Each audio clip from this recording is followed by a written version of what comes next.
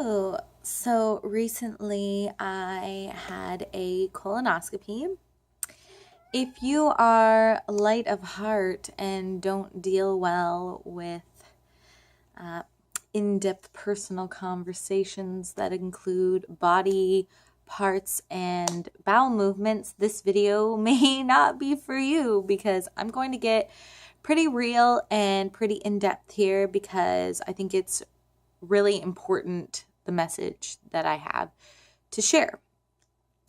Now, I have been struggling with bowel issues my entire life, and years ago, I believe it was maybe 8 or 9 years ago, I had finally convinced my doctor that I needed to go for a colonoscopy. Mind you, this took me years to convince him to let me have one, because he thought that I was too young and I was low risk and there was no need. But I knew that something was wrong with my body. I knew that something was going on inside of my bowels that shouldn't have been going on. And so I pushed and I pushed and I was very persistent. And finally, he caved and let me have the colonoscopy. And I am so unbelievably grateful that I did not give up. I was in a lot of pain. I was very uncomfortable. And I had been having these issues for years. So finally the time came that I had a colonoscopy and they found polyps, which are small growths in the bowels. But some of mine were almost the size of golf balls, which is not very good for you. It can obstruct your bowels. They can turn cancerous. And so I had a few other colonoscopies to have them removed. It took a couple different appointments in order to have that happen because they didn't want to remove them all at once because you don't want to disturb the bowels too much and you don't want to bleed out if you remove too many at a time, from what I was told. Now, fast forward to 7 years after my last colonoscopy, and I just had to go back to basically check and see if the polyps have returned. Now, there is a really big history in my family of colon cancer, and my grandfather passed away at a very young age due to colon cancer. And so, I take that very seriously. And the moral of this story is that you need to learn to be your own health advocate because nobody is going to do it for you. And ignoring your health issues only means a greater chance of dealing with a more horrendous health issue later, possibly. So, colonoscopy, what is it? It's basically this long tube-like instrument that has a camera on the end of it. It basically goes into your bowels and they can see everything. They can take biopsies if they need to. What it does also is it blows your bowels up with air so that it can snake through, and as well it can squirt water inside to get a better look if it's not fully clean. Now, the colonoscopy itself is not really that bad. But the preparation, it's awful. I'm not going to lie. It's friggin' hell. If you've never had one before and you have to have one, or you have had one and you had a really bad experience with the preparation, I want to give you guys some tips that I wish that maybe I had had for my first couple colonoscopy. But I have kind of learned as I've been going, and I found some things that really help with the whole experience.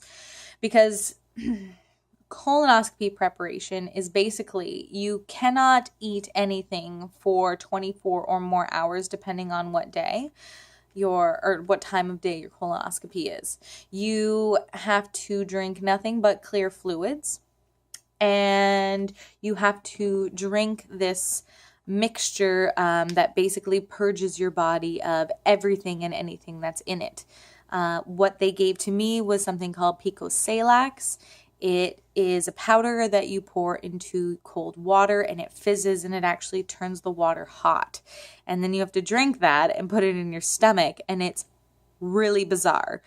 So a couple tips that I want to give you, because after about your second packet of Pico Salax and after about your fifth time basically crapping out a whole bunch of liquid from your body, from your bowels, from your stomach, your ass is going to be on fire. I'm not going to lie. Your asshole is on fire. It's literally like the deepest depths of hell are being excreted from your very being. And it's really awful. And if you already have sensitive bowels, which I do, or if you have hemorrhoids, or if you have a rash or something like that, it's going to be very painful. So here's some tips I want to share with you to kind of help with that. The first tip is going to be to try not to drink a lot of acidic drinks. That was the mistake that I made the first go around. So nothing too acidic and nothing spicy. Like if you wanted to put some spice in some broth or something, don't do that. So they suggest a lot that you drink like white grape juice and apple juice, and those things come out way hot. It's not fun. So this go around, I was much more careful about what I drank. They do suggest drinking like Powerade or Gatorade, but I don't really like to drink those kinds of artificial things. So what I drank personally was I drank a lot of kombucha. Kombucha I highly recommend because once you drink your Pico Salax solution or whatever it is you're drinking, there is a high chance that you're going to have a really upset stomach. Every time that I drank Pico Salax, it took everything in my power to not throw it up. Because if you throw it up, then you're going to have to go get another one and start again. So I was always very queasy after, and I found that by drinking kombucha after, it really helped to settle my stomach. Now, you want to be careful because some kombuchas are made with berries and things like that, and you can't have any like red dye or anything of those colors. So I chose a ginger kombucha, and it was very light, and it was very nice on my stomach. And honestly, I could have drank those all day. And you want to keep your nutrients levels up and your electrolytes up so that you don't get really tired and you don't faint, because you cannot drink anything like 4 or 5 hours before your colonoscopy, and usually you're there later than you thought. So I actually ended up going 8 hours without drinking any liquids at all, which is really difficult.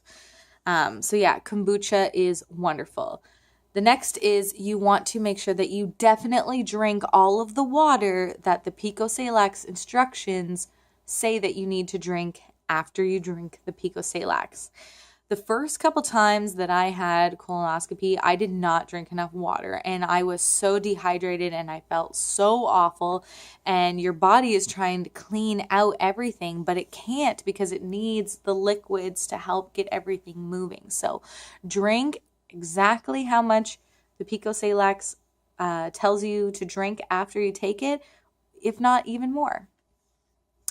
Another thing that really helped me was I bought vegetable broth, but then I made it my own. So I actually, because vegetable broth from the store, it's not really that great. I just put in some shiitake mushrooms, I put in some seaweed, I put in some leeks and some green onions, and it was delicious. Next go around, I will probably make my own broth, but yeah, this time that was what I did, and it was very helpful. So put in some herbs in there as well. And then you're you're eating it with a spoon, and it kind of feels like you're eating something, even though you're not really actually eating anything. Another thing that was very helpful was coconut water. I drank a lot of coconut water. It was really tasty. And you can have coffee. So I got a bunch of really good cold coffees and tea. And I bought myself a really nice cane sugar soda for when I was feeling kind of sad that I couldn't eat anything and that I was hurt. And it was just kind of like a nice comfort thing. The next thing, the final kind of tip that I want to give you guys is Vaseline, okay? Vaseline is your friend, or if you have an aloe vera plant, that as well. Normally, I would use my aloe plant, but it is sick right now due to my kitty being under the weather, which is this guy who's crawling around and hitting things. That is Bjorn. He has staples in his armpits, so he has to wear the cone of shame for a couple more days before he goes and gets his staples out. Anyway, not about that. But yeah, Vaseline or aloe, you're going to want to put it on your butthole every single time you go to the bathroom. Now, when you first start going, when you start to wipe, eventually you're going to start to get raw. So my recommendation would be to buy some really good like baby wipes. I used a bamboo aloe scent-free biodegradable baby wipe basically. And once the toilet paper starts to make you feel kind of raw, then you want to move to the wipes. And that will also keep you clean because you're going to be constantly wiping, and you're basically peeing out of your butt. I'm not going to lie, because the Pico Salax just whoosh, cleans you out.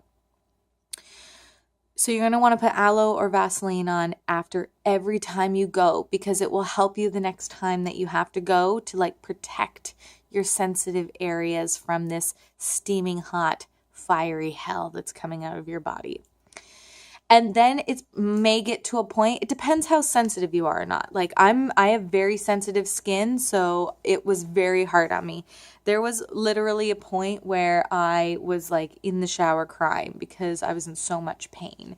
And then there may come a point where you just need to, after you go, you just need to immediately get in the shower and just rinse yourself off because you can't even wipe at all.